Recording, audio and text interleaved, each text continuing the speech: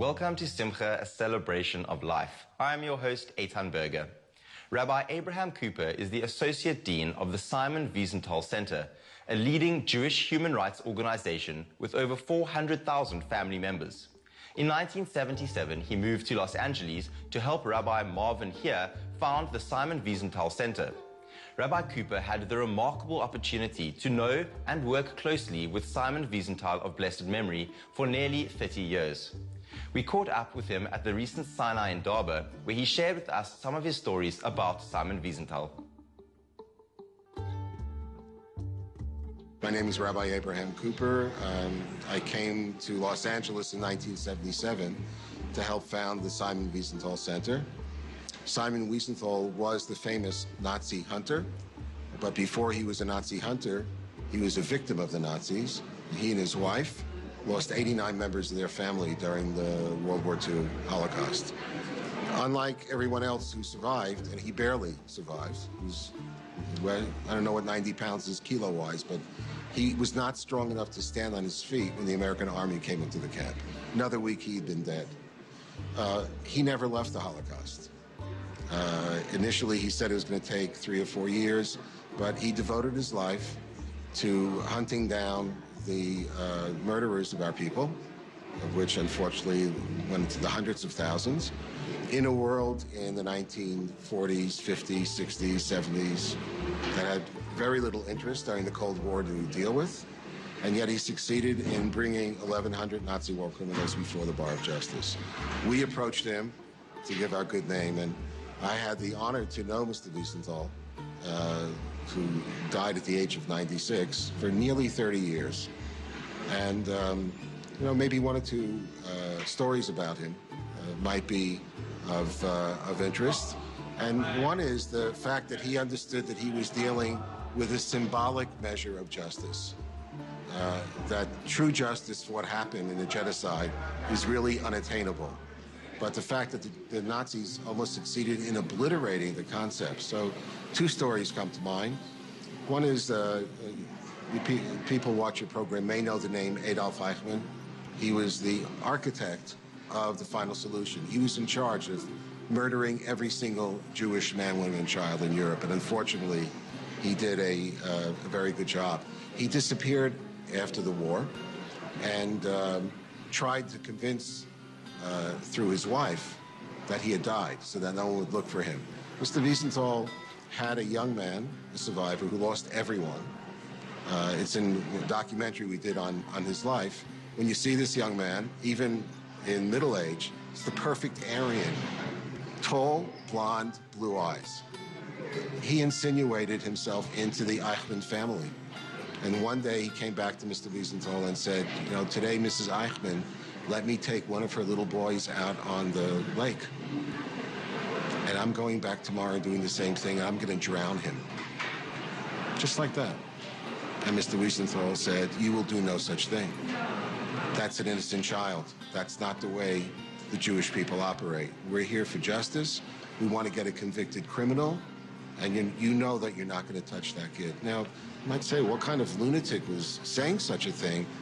That young man had lost everyone in his life because he had the sin of being born Jewish, and he wanted his revenge. So it's one thing in 2014 to reflect back on those days and say, yes, we need to have justice and not vengeance. It's quite another when the people having the conversation had almost everyone they loved ripped from them, murdered, their entire communities destroyed. And yet, from the beginning, Mr. Wiesenthal understood what his job was.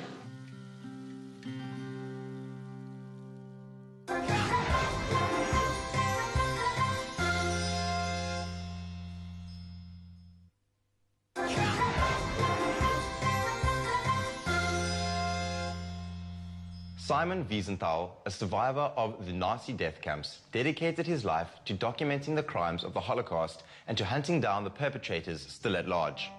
When asked about his work, Simon Wiesenthal explained, "When history looks back, I want people to know the Nazis weren't able to kill millions of people and get away with it." His work stands as a reminder and a warning for future generations.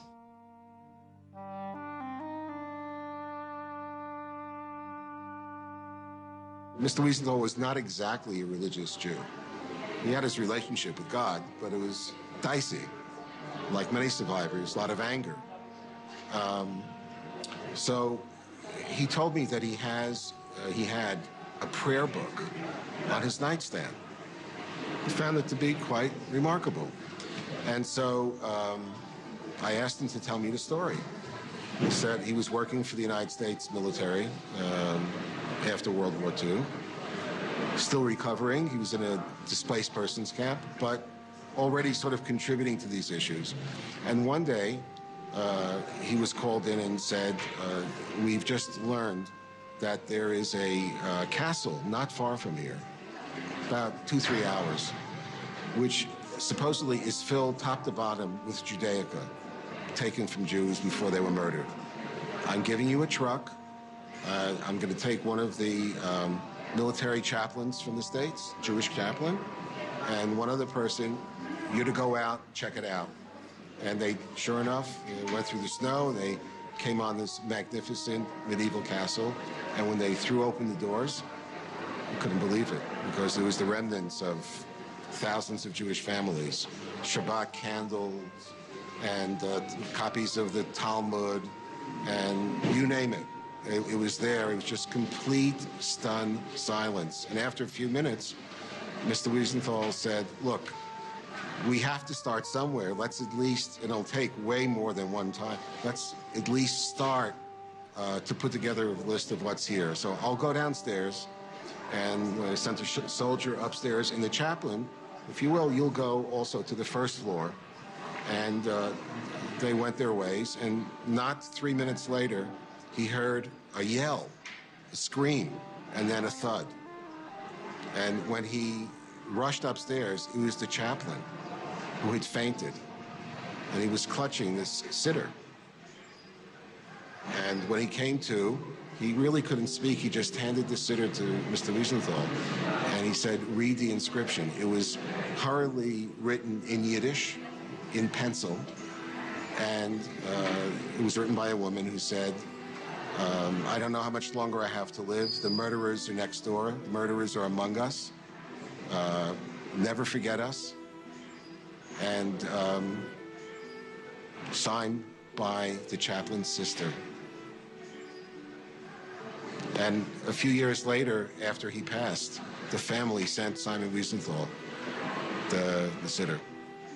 So Mr. Wiesenthal is a very complicated man, but also, like all people who change history, he just had, he understood that his mission was to represent, to be the ambassador of 6 million innocent souls, and he never left the front.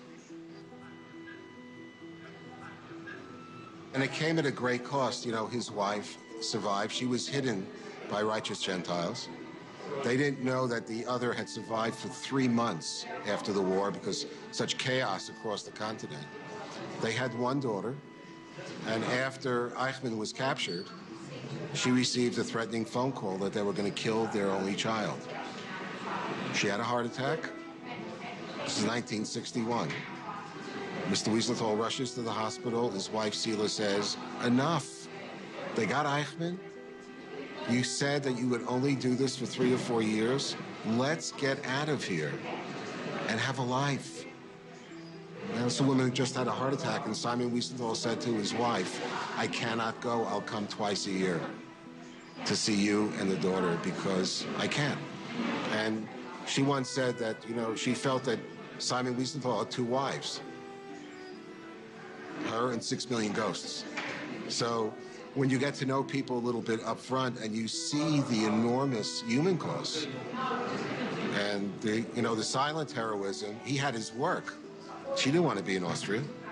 So, you know, it gives a real insight, and it puts, you know, a face on a cause. And that was one of the most, you know, wonderful and special opportunities for me in my life to get close to a man like that. And frankly, for me, my Judaism informs my activism. Absolutely is a perfect fit, including not just the issues, of course, taking care of your own families first, but also more generally. Tikkun Olam, civil society, actually is a Jewish invention going back a few thousand years ago. Some people tend to skip right to Tikkun Olam and leave out the rest of the heritage. But they would be doing a better job at building a civil society if they paid a little bit more attention to the Ten Commandments.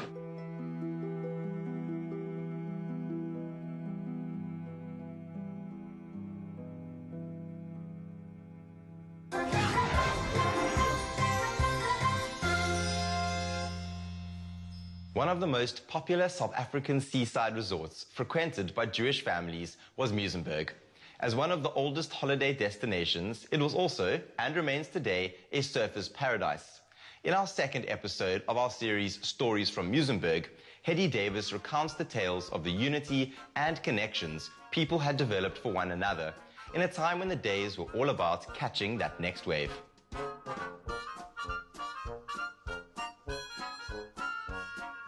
People who live in Muizenberg believe that it has mystical qualities.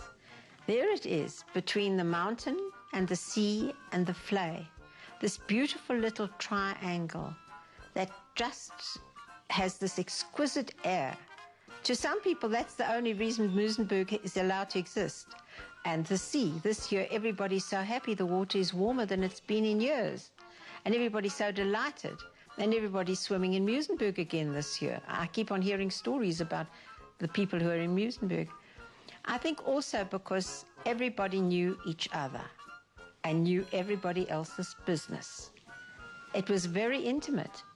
And while I've been criticized for calling my book The Shtetl by the Sea, and by someone who said a shtetl belongs as terminology to Eastern Europe, a South African small village is a dorp. But you certainly can't call Muizenberg a dorp. Muizenberg in itself was a little shtetl. And I think that intimacy is what, and children growing up and playing in the streets, hopscotch lines across the middle of the road, cricket pitches across the middle of the road. There was such a sense of freedom, and there was such a lot of children growing up in Muizenberg. Across the way, we see a few small semi-detached houses. That is the start of the shtetl. All these tiny little cottages were all the original planners thought were necessary for a fishing village. They regarded Muizenberg as having no future other than as a fishing village. So when we come into the shtetl, you will see all the houses are semi-detached, and they are small, with small rooms and very small plots of land, and were all unicolor. They had the same little balcony, the same little front wall, and one would sleep on the porch in summer. Why not? It was perfectly safe.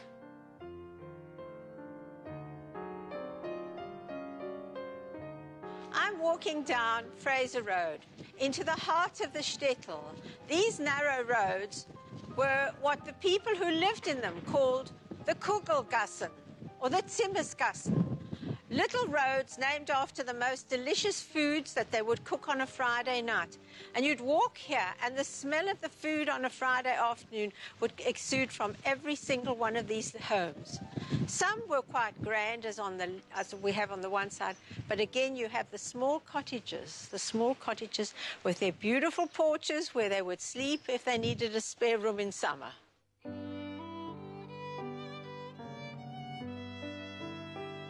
The Hirsches came to Muizenberg by chance, but by 1900, Cecil John Rhodes, who absolutely loved Muizenberg and used to ride out there on a Sunday and often invited guests to lunch at the Hirsches, he supported them very well. Rhodes had bought a house, a little cottage, and the big piece of ground next door to it. Now, the house that we know as Rhodes's cottage is where he died. The day he died, the message went out right round the world. In Muizenberg today, the great statesman Cecil John Rhodes had passed away. So people in India and in Australia heard the name of Muizenberg, and suddenly it rang round the world, and it actually did a great deal to boost the popularity of Muizenberg. The other thing that they called Muizenberg these people who came from all over the Eastern Europe, was Little Jerusalem. They loved Muizenberg. To Muizenberg was like a holy grail. And in the 20s, they poured into Muizenberg. And that was when it started to be dominated.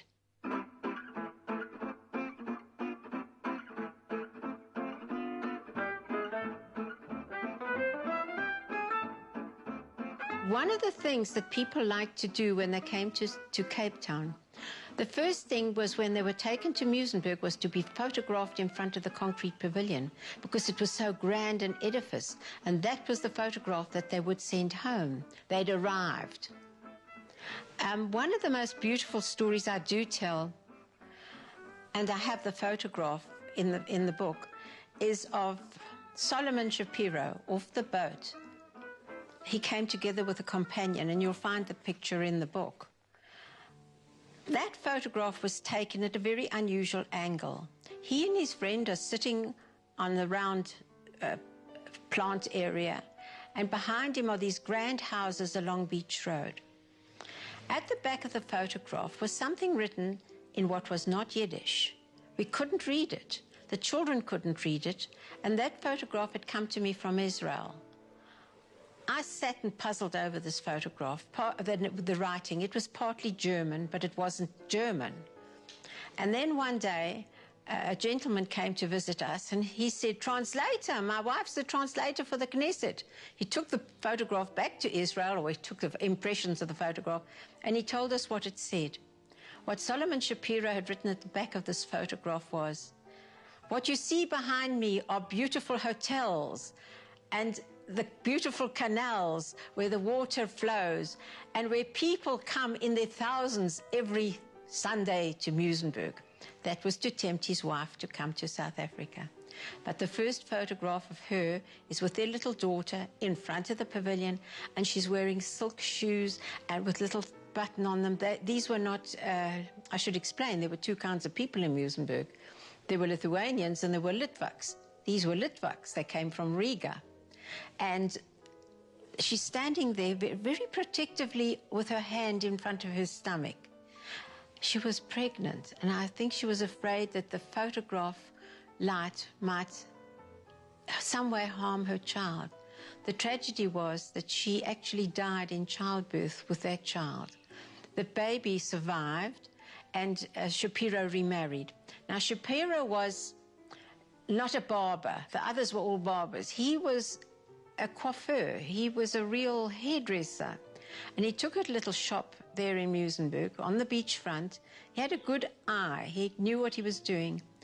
And every day customers would come and sit in there. And he took a young boy from Muizenberg, Joe Norman, to help him. Well, before anybody realized, Joe Norman had learned to speak Yiddish and also started his lifelong habit of betting on horses, because that's what he heard in the barber shop. And there were a lot of stories of people who came with very little and did very well in Muizenberg. I'm walking down Palmer Road. Here we have one little house next to another. One might have been a dairy, one might have been the butcher. Alongside that would be a fish shop. In fact, there were 2 fish shops, 3 shoemakers at one time. Well, they called themselves shoemakers, but really they were people who repaired shoes. And here they would make their living in the front of their shop, and many of them would live at the back because that was how it was done. They worked for 4 months of the year during the season, when Muizenberg is habitable to most people. And the season dictated the good fortune and then eventually the bad fortune of Muizenberg.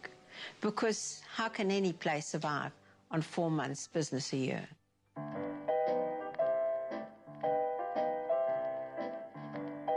This whole corner, it's at the beginning of Palmer Road Corner Church. And it was from here that people would go and do their shopping. As one lady told me, she went with her mother-in-law to the poultry shop a little further along on the left, and she was taught what kind of chicken for roasting, what kind of chicken for soup, and what kind of chicken if you wanted to make schmaltz. When you came into Trappler's, it was a dark shop, and the smells would exude and the smells would draw you in. The polony, the herring, the cheeses. This was the delicatessen. And the Traplers lived across the road in this cottage here that's now painted pale green. And he was a man who suffered from multiple sclerosis at a time when very little was known about it.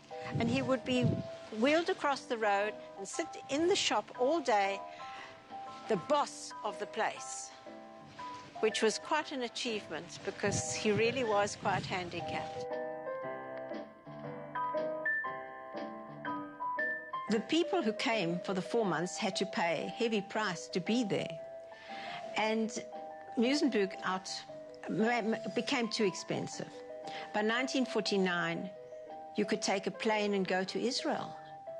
Some people started to go down to Durban from Johannesburg. Why drive all the way to Cape Town when you can just go down the road to Durban? And beautiful hotels were opening up in Durban that were modern, with bathrooms en suite, unheard of in Muizenberg. Even the newest hotels in Muizenberg only had a few rooms with a suite. The old-fashioned way in Muizenberg was a long corridor, and at the end of the corridor, 2 bathrooms, not particularly one for men or one for women. But who went to Muizenberg to bath? When you had the sea. I mean, who needed to bath, you know?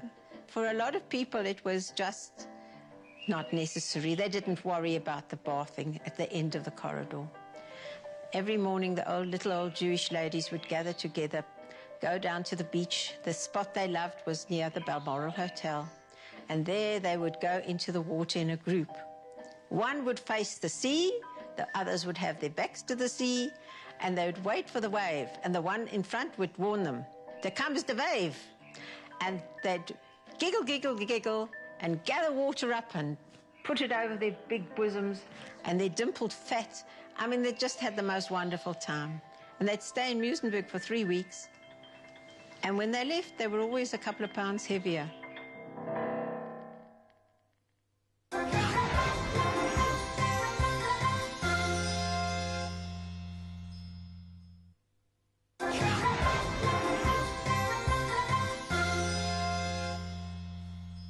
One of the Tanaim, the great sages of the Mishnah, was Rabbi Yishmael ben Elisha, who lived some 50 years after the second Beit HaMikdash, the second temple.